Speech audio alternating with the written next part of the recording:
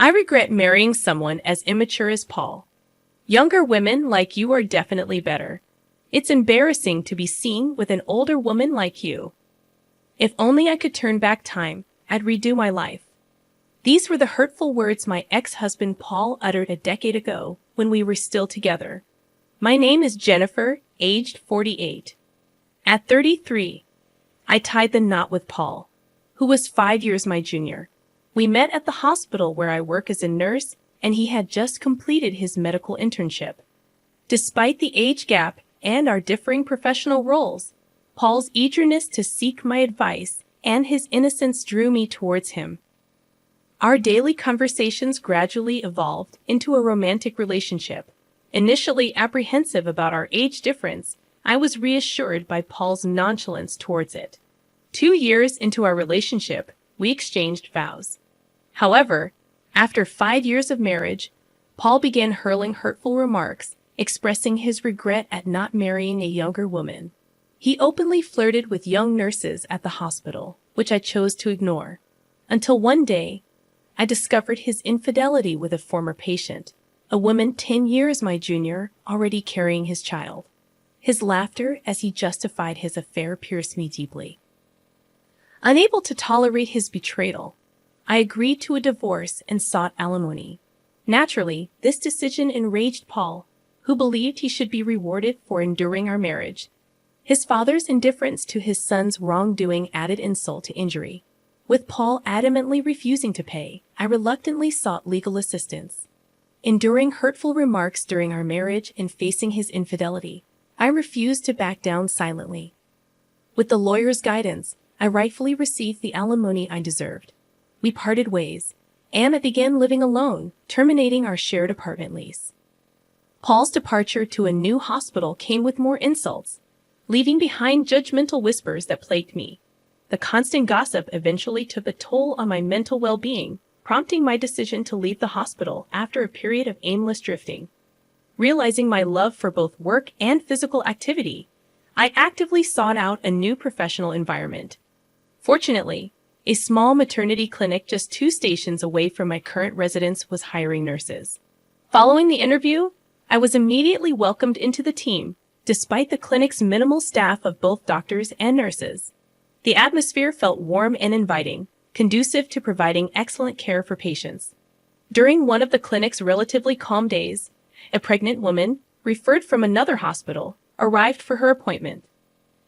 Upon hearing her name, which happened to be the same as Paul's affair partner, I couldn't help but wonder if it was just a coincidence. Confirming her husband's name as Paul, a doctor, it became undeniable that she was indeed my ex-husband's current spouse. Despite the unexpected encounter, I hesitated to reveal their connection to anyone else. As days passed, I found myself unable to address the situation. Then, one day, Paul and his wife came in for a checkup. Paul's eyes widened in surprise upon seeing me, clearly not expecting our paths to cross again. Truthfully, I had hoped to avoid such encounters, especially in a setting like this. "What are you doing here?" Paul's accusatory tone made his wife realize who I was. "Wait, is this? Did you come here to harass us?" His words stung, and I struggled to explain that I had been working at the clinic long before knowing of their proximity. Disregarding my explanation, Paul continued his tirade, accusing me of stalking them and causing trouble. Despite being clearly in the wrong, his words drew judgmental stares from those around us, making me feel uncomfortable. Fearing for their safety, Paul's wife feigned distress, insinuating that I posed a threat to her and the baby. With that, the attending physician intervened, urging me to leave the examination room to diffuse the tension. While I understood the necessity of prioritizing the patient's well-being, the encounter left me feeling shaken and unfairly judged. I found myself in a situation I didn't want to be in, feeling utterly miserable. With the details of my divorce now known, something I had hoped to keep private, I became acutely aware of the judgmental glances around me.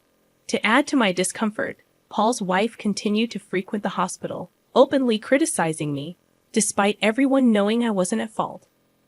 As a patient, and one with a delicate pregnancy, I felt torn between avoiding upsetting her and respecting her privacy, leaving everyone at a loss for words. Remaining in this environment until her delivery, which was still over 6 months away, seemed unbearable. Despite it being a good workplace, I felt compelled to submit my resignation to the hospital. The director's expression hinted at relief, though I hadn't done anything wrong. I couldn't help but wonder why I deserved such treatment. Exhausted by everything, I couldn't bring myself to search for another hospital job, so I returned to my parents' home. My parents welcomed me without saying much. For a while, I struggled to find purpose, feeling guilty just staying at home without contributing. Eventually, I decided to take a part-time job at a nearby supermarket. It was my first time working outside of a hospital, and it felt refreshing, a change of pace. While I loved being a nurse and found it fulfilling, the weight of responsibility in a workplace where lives were at stake was immense. Living away from that environment was beneficial for my mental well-being. I wanted to avoid burdening my parents, so I tried to manage on my own. Looking back, I wished I had returned home sooner. Around 3 years later, while still living with my parents, I received an offer to become a full-time employee at the supermarket. They recognized my hard work, and I was genuinely happy to accept the position. Over the years, I was approached with matchmaking proposals. However, at 45 years old, I had no intention of remarrying. Politely declining, I was surprised when the manager insisted that the potential partner was also divorced, similar to my situation.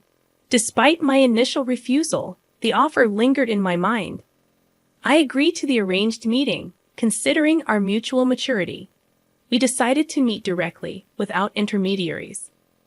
Upon arriving at the designated restaurant, my matchmaking partner was already there. As I entered, he suddenly stood up, causing his chair to topple over. His face flushed bright red, and despite his embarrassment, I couldn't help but laugh. It felt like a scene straight out of a novel. "I'm Edward. Thank you for coming today," he said, regaining his composure. "Nice to meet you.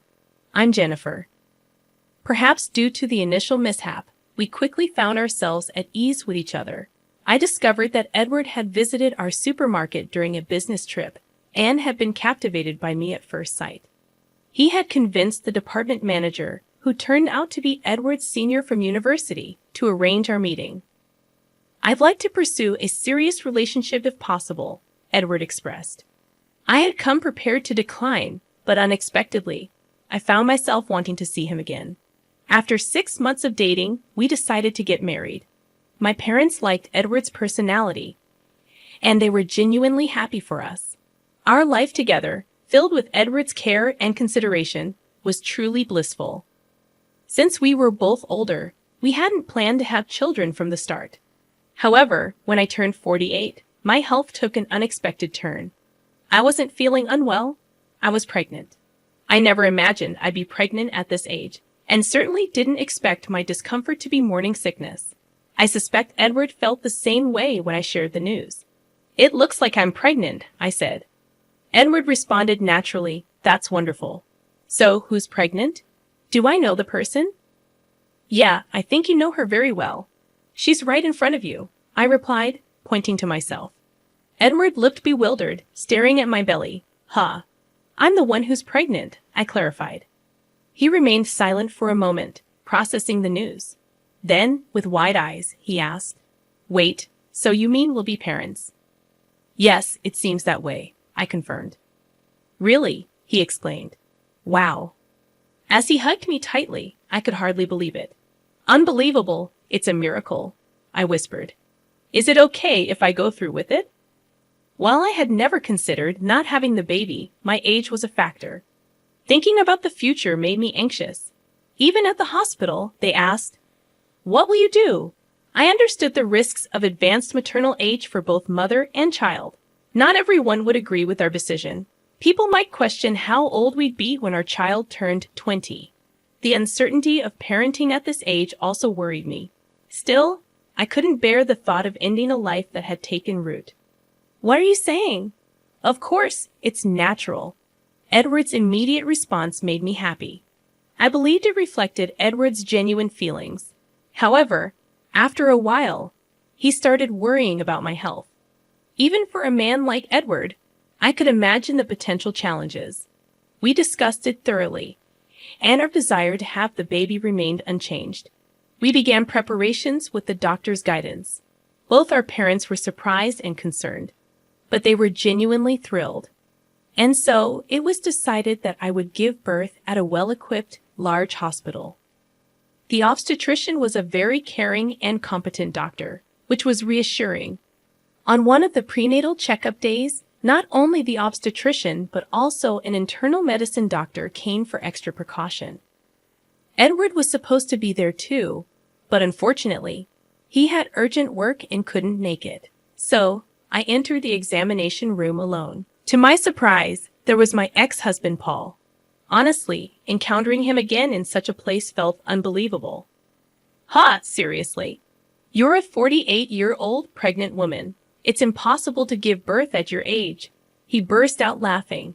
The obstetrician and the nurse present both had puzzled expressions, but Paul paid no attention. You have no right to say such things. I'm just concerned, I retorted. A grandma getting pregnant? It's gross, he continued. Is that how you treat patients? Even without the anxiety that pregnant women already face, spewing such hurtful words is unbelievable. And you call yourself a doctor. What are you acting all high and mighty for? Besides, this hospital mostly caters to celebrities. Do you even realize that?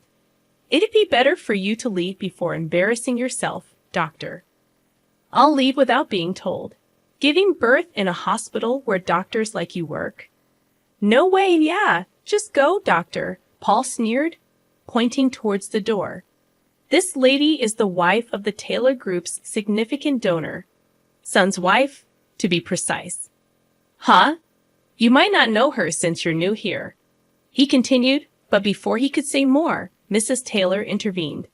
This can't be true, but we're complete strangers. Nevertheless, your recent remarks were way out of line. As Mrs. Taylor said, it's hard to believe a doctor would say such things. Edward, my husband, walked in just as Paul turned pale. Sorry for being late. My wife was. Edward began, sensing the tension in the room. Observing my angry expression, Paul's pale face, and the overall atmosphere, he stopped mid-sentence. What's wrong? I was told by this Dr. Paul that it's disgusting to give birth at 48.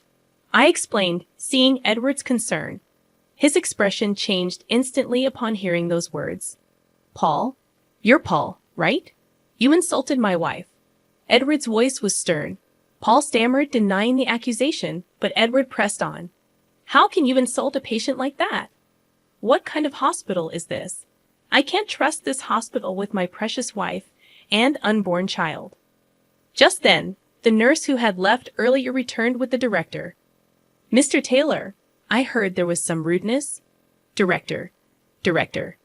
Edward interrupted, his frustration evident. I thought this was a reliable hospital because my father recommended it. But I didn't know they had a doctor like this. It seems I chose the wrong hospital. I'm very sorry. No, that's not true. This man is not our doctor, the director clarified, surprising us. I just fired him. Huh? I just fired him, the director reiterated. I didn't know he was such a person. I just let him in because a friend asked me to. We don't need a doctor who spits out such insults. He will never appear in front of Mr. Taylor again. Hey, director. What are you saying? Paul protested, but the director silenced him. Shut up and be quiet. You get out of here right now. Don't ever come near our hospital again. Hearing the director's words, Paul protested, but the obstetrician who was there dragged him out of the hallway. The director apologized profusely, and we regained our composure and sat back down. However, Edward was still angry. Did you kick him out because my father donated to this hospital? If not, would you let a doctor like him run wild? The director shook his head and explained. Actually, Paul had only been at this hospital for a week. Paul's father was my classmate, and they had a reunion the other day, and he asked him to hire his son. He had no idea he was such a person, and he looked truly sorry. not all the doctors at this hospital were like Paul. The obstetrician in charge was a very good doctor. If Paul wasn't there, I would want to give birth here, I said, and Edward agreed. Edward's father was the president of a large company with branches all over the country, and he donated part of his profits to medical and welfare facilities. His mother had been seriously ill when she was young and had been taken care of by this hospital, so he donated a lot of money. That's why his father recommended this hospital for my delivery. A few days later, Paul contacted me and begged me to ask the director to hire him back. If you ask for him, maybe he'll reconsider, he pleaded. He had often offended patients with his arrogant attitude and had been hopping from one hospital to another. I couldn't believe he kept making the same mistakes. His father had told him that if he got fired again, he would have no future. But I couldn't help wondering if his father's leniency had made him such a man. Edward was next to me when Paul called. He snatched the phone from me and yelled at Paul, threatening to report him to the police for harassment if he ever contacted me or came near me again. He must have been scared because he never called again. Sometime later, I stopped by a convenience store on my way back from the hospital and saw Paul working there. Apparently, no hospital would hire him anymore. He was crying his eyes out, saying that his wife and child had left him. But I felt no sympathy for him. I just decided to avoid that convenience store. The following year, I gave birth to a healthy baby girl. She was so adorable. I vowed to raise her with love and responsibility, no matter what. But Edward was smitten with her from the moment she was born. He seemed to be a very sweet father, so I had to be careful. How did you like this story? Please subscribe to our channel. See you in the next video.